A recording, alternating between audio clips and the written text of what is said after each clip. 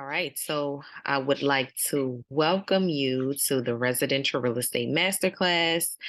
This masterclass is held every Monday at 7 p.m., and it gives anyone interested an opportunity to learn about the plan, the property, and the protection if you are a current or future real estate, or you desire to purchase real estate currently or in the future. How about that?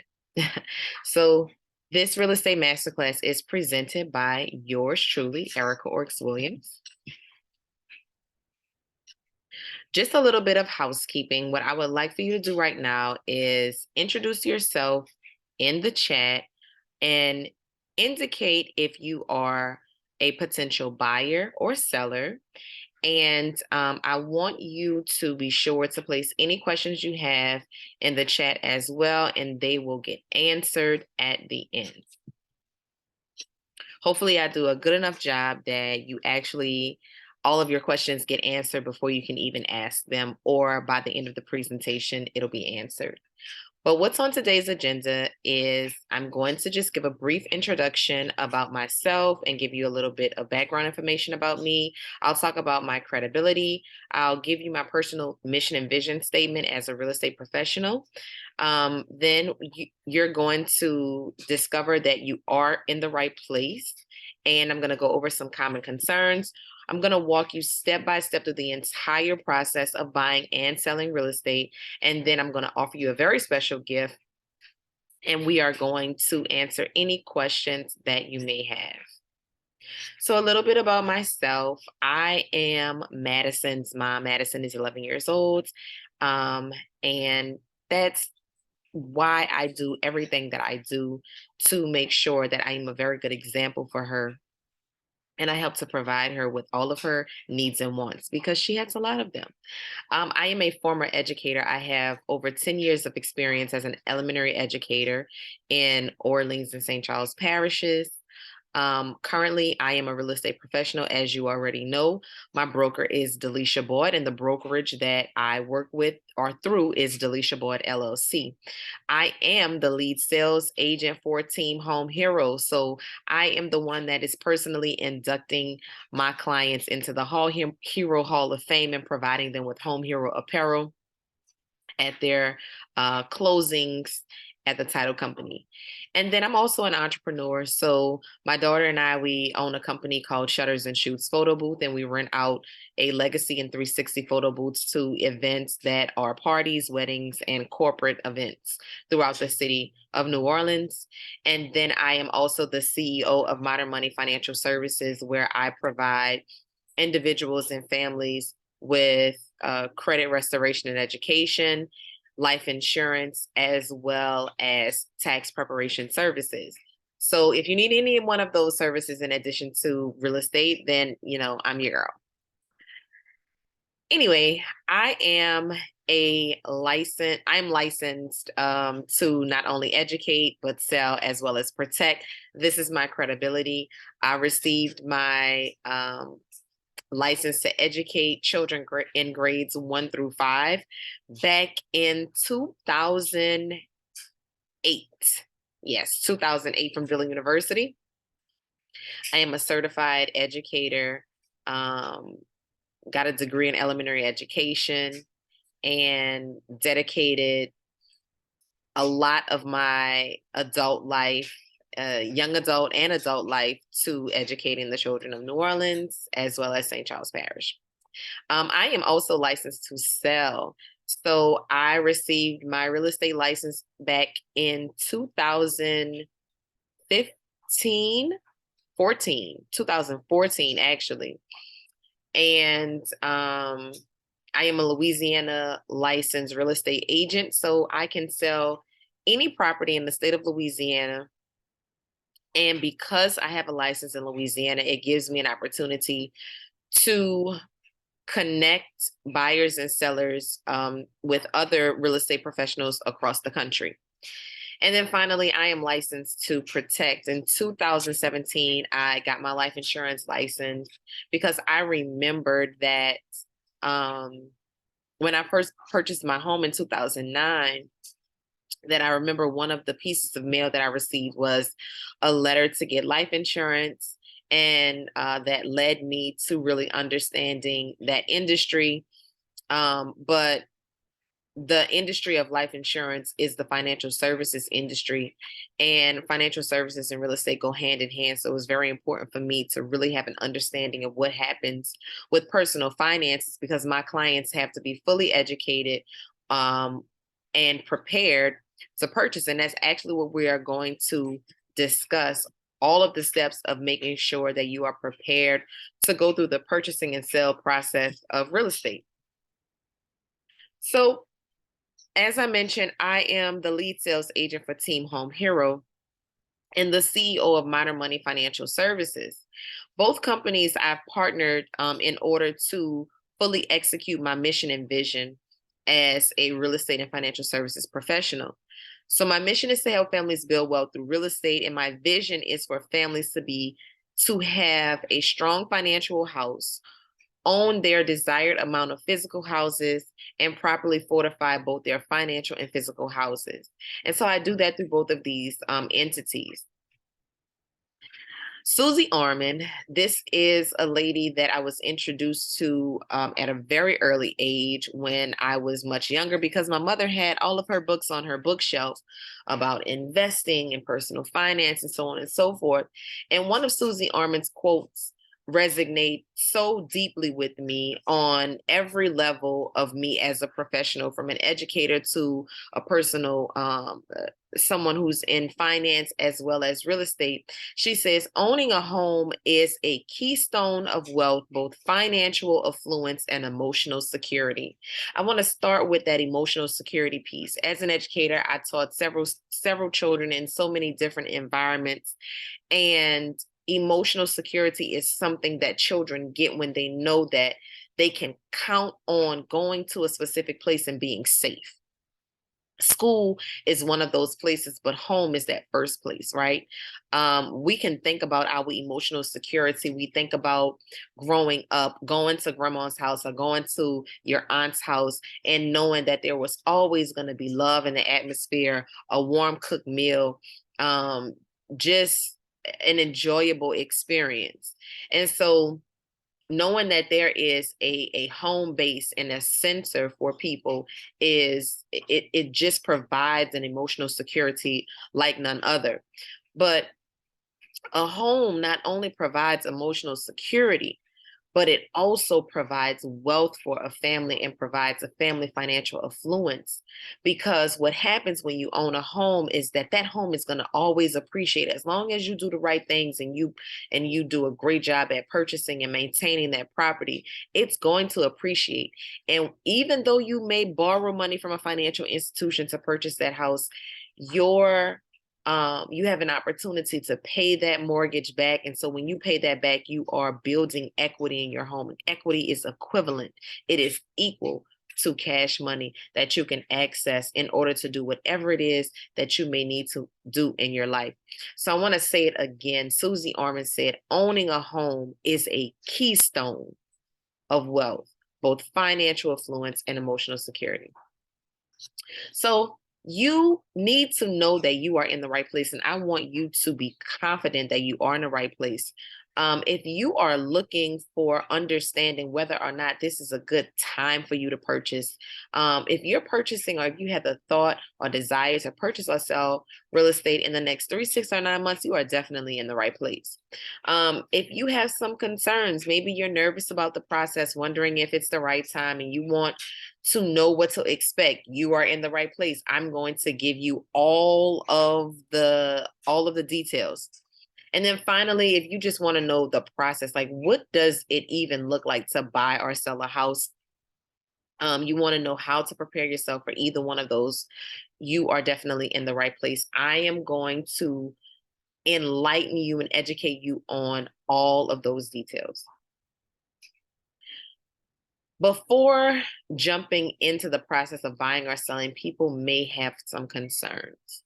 All right. So you may not know if you're going to qualify. You're wondering, like, is now the right time? Will the bank agree to loan me some money? Will my property sit on the market for months? Will I make enough money, or will I have to leave some money on the table?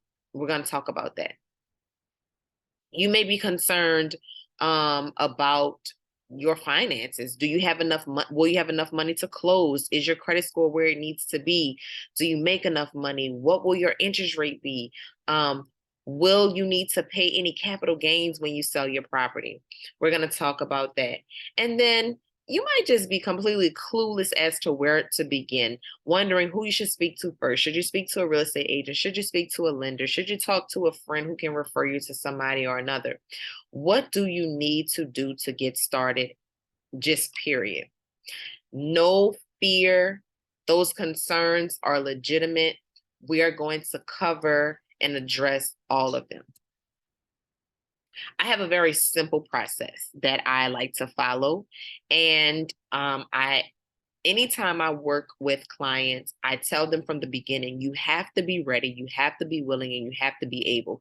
If you're missing any one of these three, then we're not going to be able to move forward in the process. So what it means to be ready is that you are sure that you want to embark on this endeavor. Are you sure that this is what you want to do?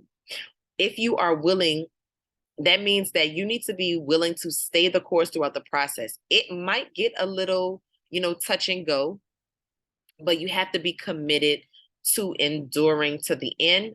And then finally, and almost like probably, top tier of importance, you have to be financially prepared. You have to be able to go through this process financially from the beginning to the end. And I'm going to go in detail with each of these. What my process looks like after we've concluded and agree that you are all three ready, willing, and able. Then we're going to go through the steps. I'm going to schedule a meeting with you so that we can devise a plan of action to either sell or purchase. Then we are going to either prepare your property for showings, or we are going to attend some property showings. You're either going to have to declutter and depersonalize your space if you're selling, or you're going to let me know what your criteria is and your purchasing power for your real estate purchase. And then finally, I am going to go to work for you. I am going to negotiate some terms to make sure that your investment into real estate is going to be beneficial to you, whether you are buying or selling. So once again, we are going to go into detail, the plan, the property, and the protection. This is my simple process. So once you're ready, willing, and able, we're going to plan, we're going to review the property, and we're going to talk about protecting your assets. I'm going to talk to my buyers first. It's all about the very first step of the plan is about your financial house, okay? Number one, that credit score has to be intact. Your credit score needs to be at least a 540 or 560, okay? If your credit score is not somewhere between, I'm sorry, please forgive me. Please scratch that and forgive me because I said a 540. I meant to say a 640. Now, let me kind of retract my steps. You may do some research and you may discover that with a 580 credit score, and I said that right that time, a 580 credit score, you could potentially be qualified to purchase a property. That is accurate according to the federal government standards, specifically for an FHA loan. However, If you are attempting to qualify for a decent amount of money with the best interest rate, you want to make sure that your credit score is between a 640 and a 660 at the lowest. Anything above that, you're fine. Anything below that, it's going to be a challenge. So if your credit score is anywhere between a 640 and a 650, then you are ready. If it is below a 640, then we need to look at your credit report. Your credit report is going to let us know what is causing your score to be low. Once we determine what's causing your score to be low, we need to audit your credit.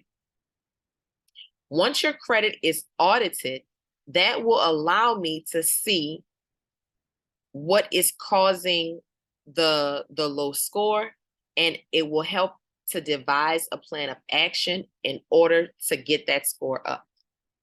The other thing you want to make sure you have is credit monitoring throughout the process, because ensuring that your credit score remains intact and where it needs to be at that particular number throughout the process, because one of the very last things that happens in the transaction is that your lender is going to check your credit again and going to verify that you still have a job. All right. So you want to make sure your credit monitoring is on, so that if anything shows up, you are the first to know, and we can attack whatever is reporting negatively immediately. Then what we can do, if necessary, is we can devise a plan to reduce or eliminate your debt, the debt that may be hindering your score from being where it needs to be. And then finally, we want to make sure that you have a budget and savings plan, because what I do not want is for any of my clients to enter into their home and be house poor, or not be able to acquire furniture, or if there is some sort of an emergency that needs to take place, that you don't have the funds available to do so. So this is how we structure your financial house for buyers. This is what your plan will look like to ensure that you are going to be ready to purchase real estate. Now, for my sellers, your financial house and your plan looks a little bit different, okay? First thing that we need to do is determine the payoff amount on your property if you owe a mortgage still. Then we are going to look at all of those numbers, and I am going to present you a net sheet. And that net sheet is going to let you know how much money you will potentially make on the sale based on what you have to pay out in fees, as well as paying off your mortgage and anything else that you may owe. Then we're going to talk about concessions. That's going to be what you're willing to give to the buyer. What are you willing to give up in order to make the sale? Then I'm going to take a look at your property, and we're going to determine what needs to be repaired. You have to have a plan to know whether or not you are willing and are able to make any repairs to the property in preparation of it being listed and sold. You need to also have a budget and savings plan, because there's a lot that's happening. Not only are you selling, but you then become the buyer as well, because you have to live somewhere. Whether you're going to buy or if you're even going to sell to rent and become a renter, you need to know how much repairs are going to cost, how much you can afford, and then you also need to take into consideration your moving expenses. You want to think about where you're moving, when you need to move, how quickly you can move if the sale process goes quickly, and then how much it's going to cost you from going from your home to your next residence. We're going to stay on the seller train right now as we move into the property. So these steps that I'm going to go over is going to talk about all of the steps with the physical house. So this is about the physical house. Now that we've talked about the financial house, we're moving on to the physical house, the actual property. So sellers, what I'm going to do first is I'm going to do a walkthrough.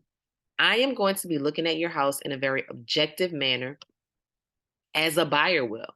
So I'm going to be looking at the aesthetic as well as the four major components. That's going to be roof, that's going to be HVAC, electrical, and plumbing. You want to make sure all of those things are intact as well as the physical appearance of the home, because those are going to be the things that are important to a buyer. The next thing I'm going to do is I'm going to present you a comparative market analysis that is going to price or help us to price your property. If you have not had, if there haven't been any sales in the area or you have a very unique property, I'm going to suggest that we do a pre-listing appraisal. This is a part of my marketing budget, that this is something that I'm going to do on your behalf prior to us listing it.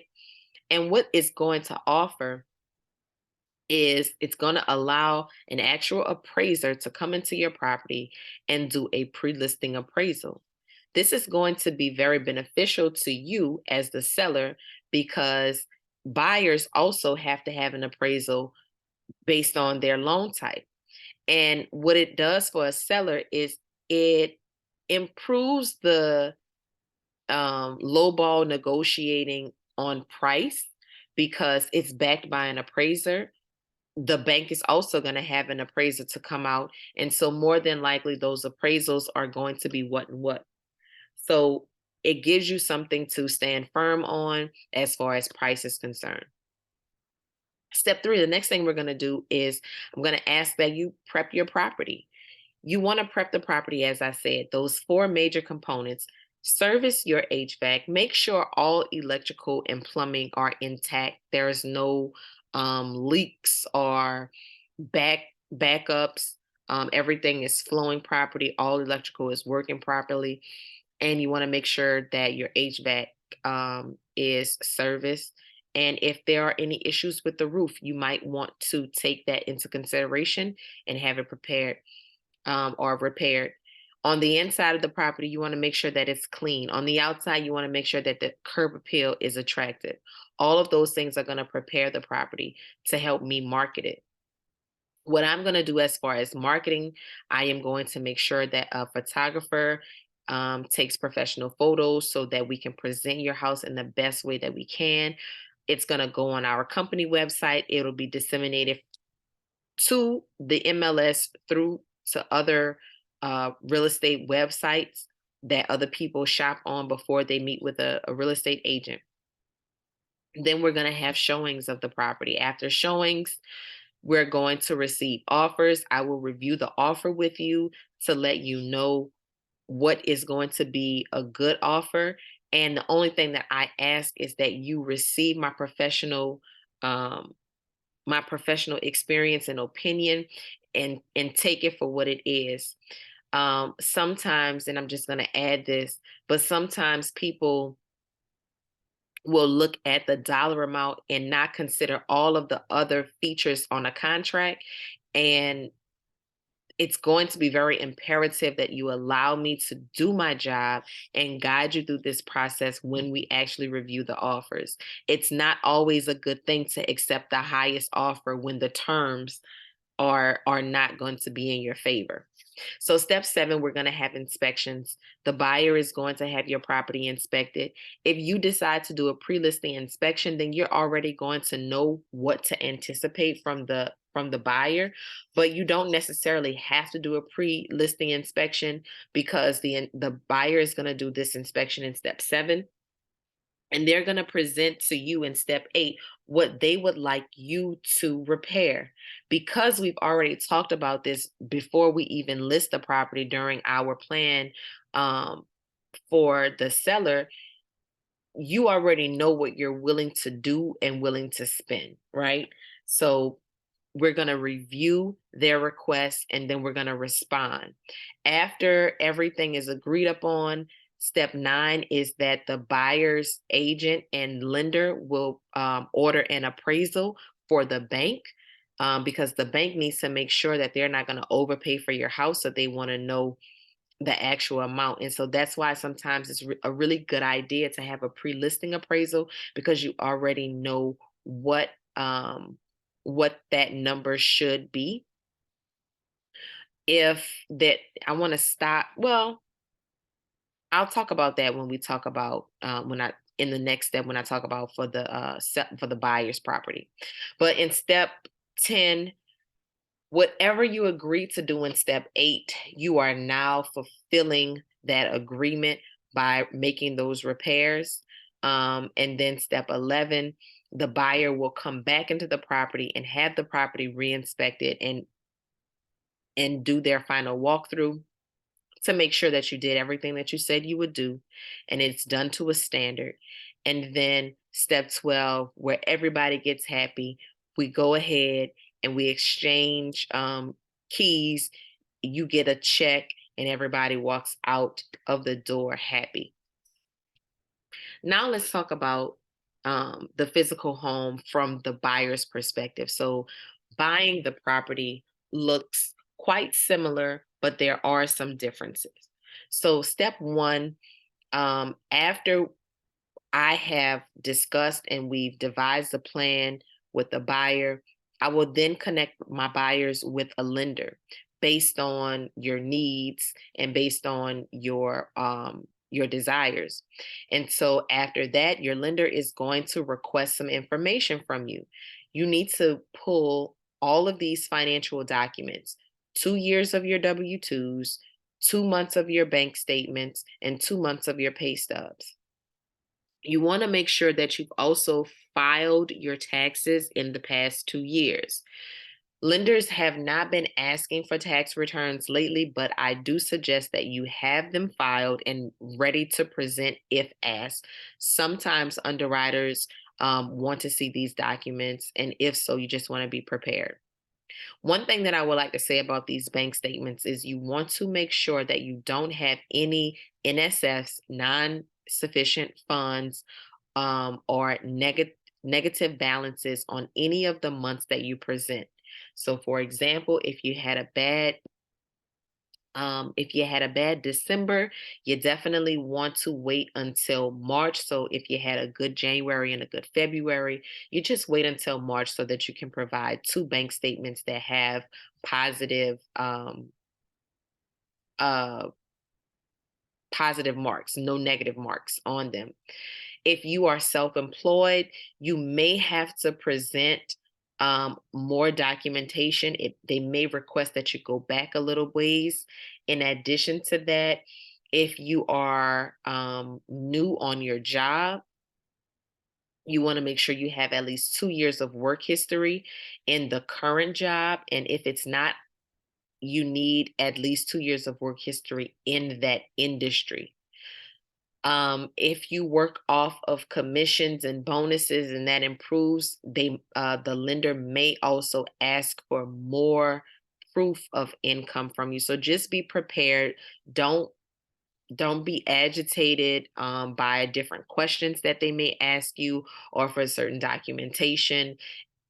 Just understand that you are requesting to borrow hundreds of thousands of dollars, and they have to do their due diligence to make sure that you have the ability to pay back. So that's what it is. Step 3, you want your lender is going to issue you a pre-approval letter that's going to indicate your purchasing power. We cannot begin to look at property without knowing how much you can afford. So, in order for us to go out and look, you have to have your letter from your lender, and your lender is going to email me and let me know exactly what type of loan you have, how much they're giving you, and if you need money from the seller for closing cost assistance. This is important for me to know the type of loan, how much you are being offered, as well as how much you need from the seller, if anything, because I need to put all of that information in the contract once we find the house that you love. So in step 4, before we can even get to the house that you love, I have to know exactly what your must-haves are. So you're going to tell me all of your desires about your property that you want to invest in, the home that you want to live in, that you want to purchase. So you're going to tell me your must-haves. You're going to tell me about the location. You're going to tell me what the size of the property needs to be, if you want the yard to be big or small, all of the things that you want me to know. You're going to tell me that criteria, and I'm going to set up an automatic email that you're going to receive on a daily basis. So, anytime a new property comes available that meets that criteria, you're going to get it first. And whenever you're ready, we're going to go out and we're going to see it. All right. Then in step 5, once we find the house of your dreams or the house that you love it for the moment, we're going to write the offer. I am going to make sure that we write this offer in a way that it will get the attention of not only the agent, but also the seller in order for your offer to get accepted. So whatever it takes, I am going to do my very best within the confines of your purchasing power and whatever it is that you need. I'm going to make sure that I present your offer in the best way possible.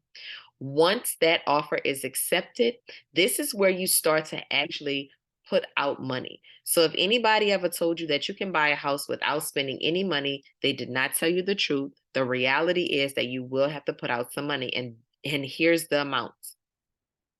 So once the offer is accepted, you are going to go to your bank and you're going to get a cashier's check, and it's going to be somewhere between $1,000 to 1% of the sales price. That's called your earnest money deposit. It's never going to be less than $500. I guarantee you that. Then you are going to pay for your home inspection. That's going to be no less than $315. And then you're going to have a video pipe inspection for $250. Now, a video pipe inspection is not required, neither is a home inspection. However, they are highly recommended because you want to know everything that's going on in and around that property, okay? And that's what these inspections are going to do.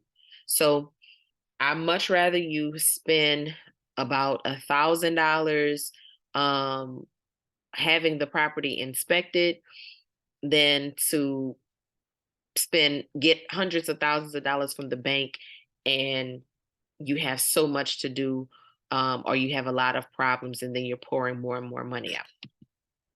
Step 7, you are going to shop for your homeowner's insurance and flood insurances. This step can I need you to do this like at the moment we start to put that cashier check up for your earnest money deposit. You need to make sure, because when we do this during your inspection period, if the numbers don't work, then guess what? We have the time to say, hey, look, the numbers don't work for us, and we can try to renegotiate maybe the purchase price, or we can just walk away unscathed and get all of your money back, right? Except if we already have the inspections, and if you already have the inspections, then you lose out that money, but at least you'll get your earnest money deposit back. After all of that looks good, inspections are done, then the seller has agreed to do whatever repairs that you requested. What you're going to do now is I'm going to tell your lender that we are ready to have the appraisal. Your appraisal is going to be no less than $425. Um, I actually that I'm not even going to share with you the figure that one of my clients just paid, because I think it was just ridiculous. But understand that you are not going to pay less than $425 for an appraisal. Remember that the appraisal is for the bank to determine how much they are going to give you to purchase the home. They don't want to overspend. So that's why they send out an appraisal to do their legwork, basically. So after you pay for the appraisal, um, now we're on to step 9. We're going to do our final walkthrough 5 days before your closing date, because we want to make sure that the sellers has stuck to their word and done exactly what you asked them to do, right? We want to make sure that they've done the repairs for you. And I always suggest that you have the inspector to come back out to actually re-inspect the property on your behalf, because they're the experts in that particular field, and they can tell us if the repairs were done properly and up to code. So it may cost you somewhere around 175 to have that done, but I promise you it's well worth the cost. And guess what? If those items were not done to the standard of the inspector, we will let the seller know, and they will have to make those repairs um, properly.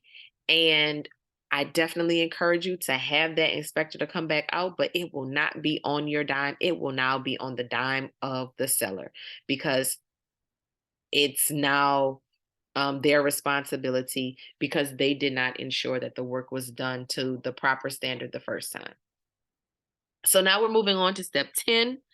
Step 10 is when you will get your closing disclosure from your lender. This document is going to have all of the expenses for your purchase.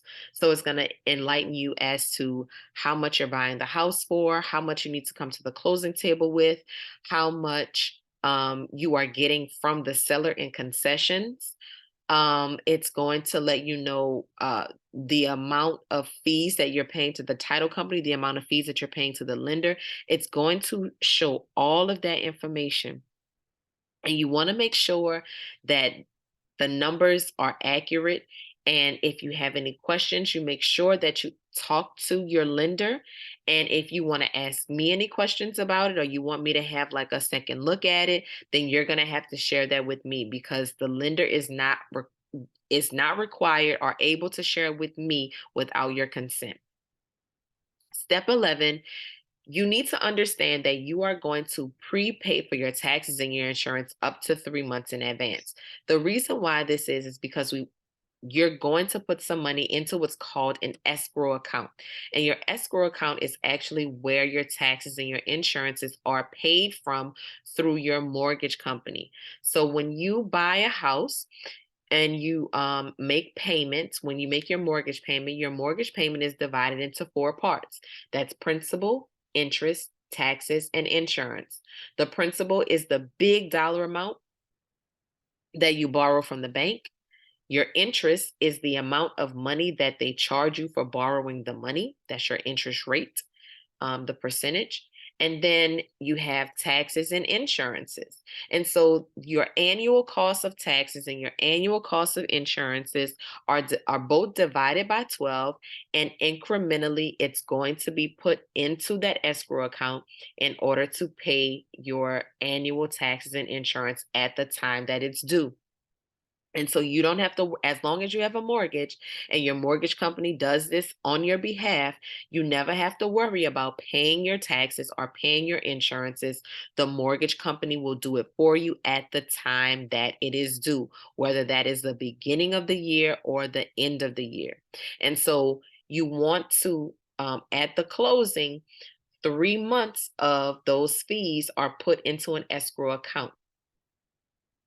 And then as the months go on, you are going to continuously contribute to that account. Sometimes by the when that money is due, I've had several clients call me and say, "Erica, my insurance company just sent me a check. is this wrong? And I say, no, that's actually, that's your refund. You must have had more money in your escrow account than was needed. And so as a result, you get a refund check. So I suggest that with anytime you get a refund check, I always suggest that you do something smart and something wise with it. I don't think you should waste the money. I don't think you should go shopping with the money. Definitely do something wise with that money. You take that money, you invest it, you put it to the side, you add it to principal, do something with that money that's going to benefit you in the long run. And then finally, step 12, you are now a homeowner. You're gonna have on your shirt, I'm gonna induct you into the Home Hero Hall of Fame. You're gonna get the keys, the seller's gonna get a check. We're all gonna be happy and excited, celebrating each other because we have reached a milestone in our lives. We've either just sold a house or we've just purchased a house, and it's a time for celebration. Okay. So now we're moving on to the last thing, the protection. So we talked about the plan, we talked about the property, and now for the protection. This is all about fortifying both your financial house as well as your physical house. So we're going to fortify those houses. This is very important. We want to protect the property. The way that you protect the property is through insurance. You're going to have your wind and hail insurance, and then you're going to have your flood insurance. Now, and you're going to need life insurance. We talked about this already. Um, Hold on. We talked about this already. Of course, you have your homeowner's insurance and you have your flood insurance. And what we don't talk enough about what we don't talk enough about is having life insurance when you purchase. And I want to apologize for the spelling of hail. That's not right. It's supposed to be HAIL, and forgive me. Okay. So I just noticed that. But um your the reason why I say you need to have life insurance is because one of the first pieces of mail that you are going to receive is going to be for you to get life insurance. What I want you to take into consideration about the policy that's going to be presented through mail is that it's going to be a decreasing term policy. That is not beneficial to you because what's going to happen is it's going to be an offering for the equivalent of the amount of money that you pay for the house for. So the same way you are going to pay down your mortgage is the same way that life insurance policy is going to decrease every year. So as you pay your mortgage down is the same way the coverage for the life insurance policy is going to decrease. The whole purpose is for there to be money available to pay off the mortgage in case you do not live the entire 30 years of your mortgage. But I want you to really think about who that's going to benefit. Who do you think is trying to sell you that life insurance policy? The bank. The bank that you probably borrowed the money from. Why? Because it's in their best interest that they protect your life, or the income that you make while you're living so that they can get their money back. So it's not going to completely benefit your family, okay? It is really to just benefit the insurance company. So if I do encourage you to have a life insurance policy outside of what you have at work, but it doesn't need to be a decreasing term policy. It needs to be a straight term policy, and it needs to be an amount that's going to take into consideration the needs of your family, not just the house, because your family have other needs if you were to pass away. And that's another conversation, but that I can have, but just not right now. The other thing that you want to protect are your taxes, right? So you want to protect your taxes. When you close, the title company is going to register with your parish that you live in, that you just purchased property. And so it is, once your property purchase is registered at the court, then you need to make sure that you go to the tax assessor's office to apply for your homestead exemption. This is going to save you $75,000 of taxable property taxes. So it's going to reduce the value of your property by $75,000, which will ultimately reduce the amount that you pay in property taxes. So when you are an owner occupant, this is only for people who are going to live in the houses that they purchase. You get to have what's called a homestead exemption. It's going to exempt $75,000 of the value of your property, and so that it's not taxed. Okay, so definitely want to do that. You also want to protect the interest that you pay. So here's the thing. When you're paying your mortgage payment, I already explained that there's four parts, right? Principal, interest, taxes, and insurance. Well, guess what? For the first 10 to 15 years of you paying your mortgage, a lot of the payment is going to go toward interest. The great thing for you is when you are filing your taxes, you now that you own a home, you have an opportunity to itemize your have itemized deductions. And one of the itemizations that you can take is your mortgage interest. And so, since a lot of your payment for your mortgage is going toward interest, that gives you an opportunity to write off a lot. At the end of the year, one of the documents that you're going to get for that you can present to your tax preparer is your mortgage statement, your mortgage interest statement. And it's going to show how much money you paid toward the interest that particular year. And you can write it off as long as you're able to deduct greater than the standard deduction. All right. If your deductions do not equal above the standard deduction, then you're not going to be able to take advantage of this, but it's okay. You still have that opportunity as a homeowner to do to itemize your deductions. The other thing that you want to protect yourself against as far as taxes are concerned is capital gains. A lot of people are concerned, like, oh my God, if I sell my house, am I going to be taxed with capital gains at the end of the year? And the good thing for you is that if this is your personal residence, the answer is no, as long as that dollar amount is below what you net is below 250,000 or 500,000 if you file married. So if you're head of household, I file single, and when you sell your home, you make less than 250,000 on the sale, your net profits, then you will not have capital gains on your personal residence, and that's 500,000 if you file joint, married filing joint. Okay.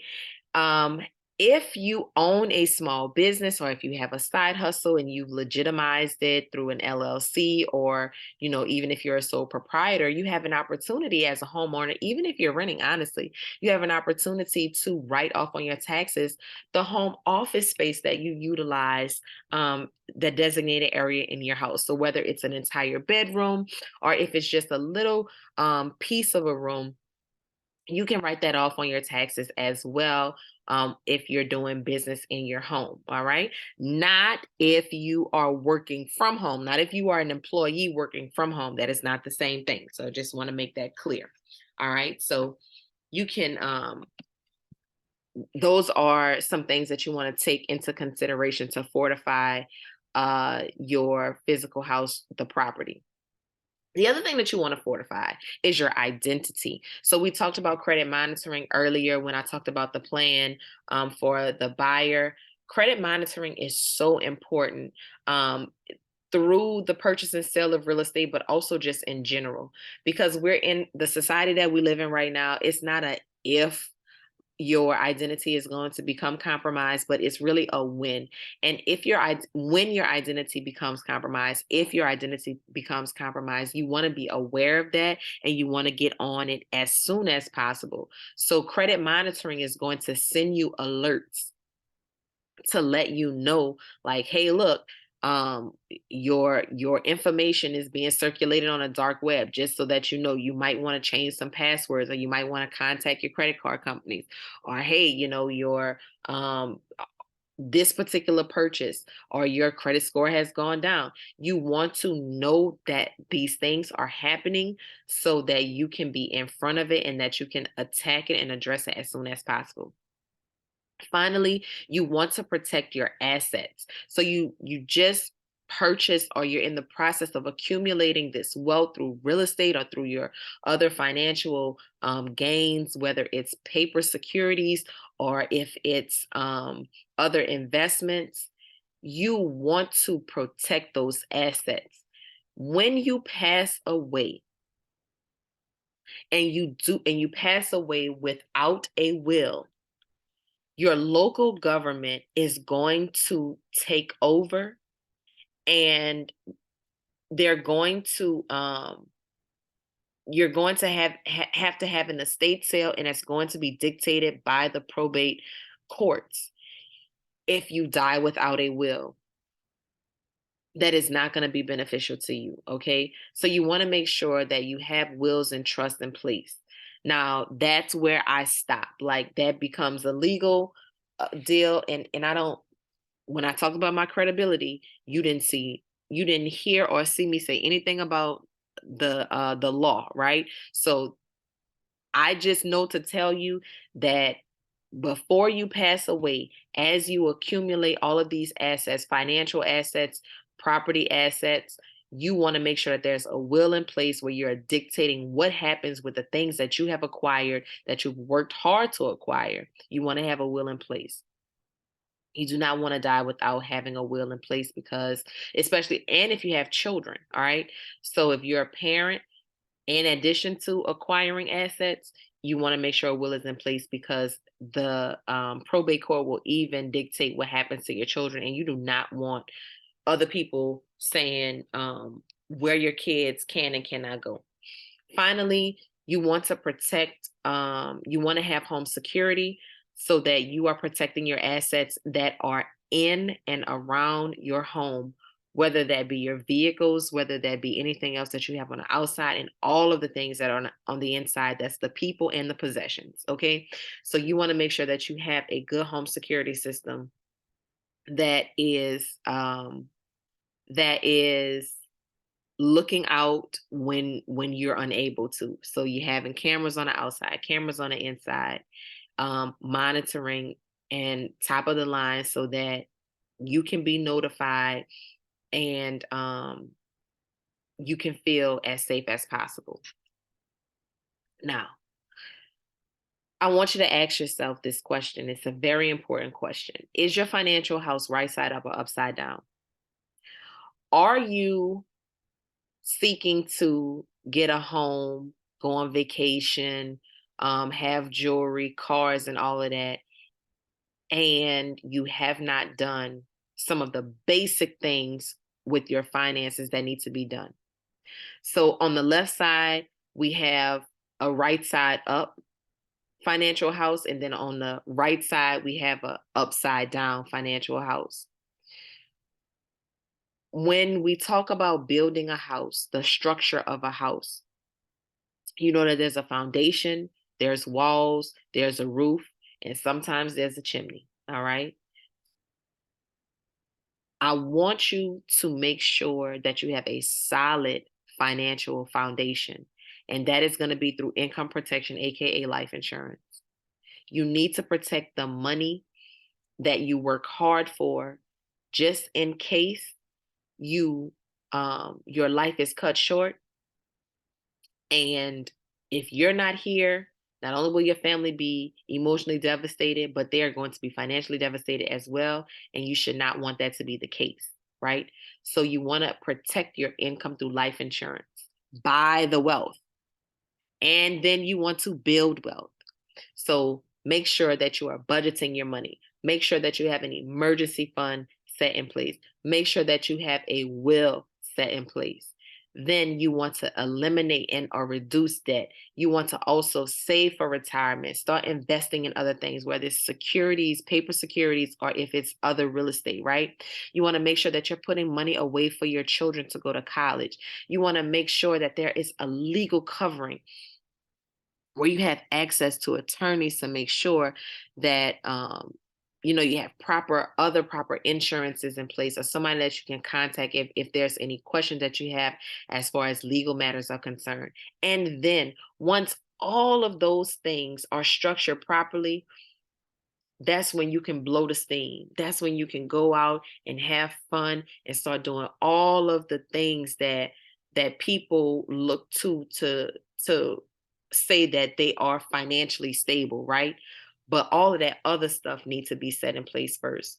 Don't just be blowing steam and you don't have nothing together and something happens where you pass away and it just looked like you had things going on, right? Like, oh yeah, well they got a house, but they didn't have insurance, or they have all these nice cars, but them kids can't go to college, or wow, they had so much. Like, you don't want to have that kind of financial house. You don't want your house to be upside down. So, in as we conclude, I want you to take advantage of this free gift that I have for you. It's a financial needs analysis. Um, it is a GPS that targets your short and long term financial goals. I told you, you got to be ready, willing, and able. You can't be able if you don't know where you stand financially. A lot of times we don't want to think about our finances until it's too late. That's not going to be in your best interest. Okay.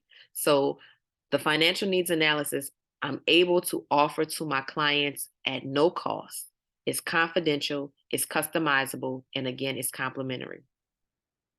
But we're going to put all of we're going to identify your short term goals, your long term goals. I'm going to give you a debt elimination plan. I'm going to give you a budgeting plan. I am going to show you how to plan to purchase your home, how to make sure we're saving the money that you need for your inspections and for your appraisal and for your earnest money deposit and for your down payment and all of that.